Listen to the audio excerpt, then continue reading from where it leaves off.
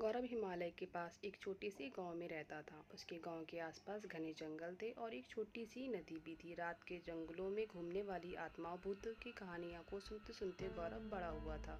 एक दिन गौरव के दोस्तों ने उसे गांव की सीमा के बाहर एक पुराने सुनसान घर पर जाने के लिए उकसाया। उसके दोस्तों ने कहा कि उस घर में कई सालों पहले मौत हो गई एक महिला की आत्मा घूमती है। उसे अपने दोस्तों की बात मान ली और घर जाने के लिए राजी हो गया। जब घर के पास पहुंचा तो उसे बहुत ठंड रही थी। घर बिखरा हुआ था जिसमें टूटी हुई खिड़कियां थी और एक दरवाजा था जो खोलने पर जोर से आवाज करता था। गौरव सावधानी से दरवाजा खोला और घर में दाखिल हुआ। घर के अंदर का माहौल बाहर के जैसा भयानक था। छत से जाले लटक रहे थे और एकदम पर कुछ न कुछ सामान बिखरा पड़ा था। अचानक गौरव के ऊपर एक आवाज सुनाई दी। उसे लगा कि आसपास कोई चल रहा है। गौरव हिम्मत करके ऊपर गया और देखा लंबी बाल वाली एक औरत सफेद साड़ी में उसकी ओर आ रही है। गौरव डरकर भागने की कोशिश की उस औरत ने उसका हाथ पकड़ लिया और गौरव से विनती करने लगी, मेरी मदद करो। ये सुनकर गौरव चौंक गया। उस औरत ने कहा कि भाई घरेलू हिंसा का शिकार हुई है। उसके पति ने उसकी हत्या करके इसी जंगल में दफना दिया और तब से उसकी आत्मा इस घर में कैद हो गई। सुनकर गौरव ने उस आत्मा की मदद करने की सोचा और उससे वादा किया कि वह उसे मुक्ति दिलाकर रहेगा।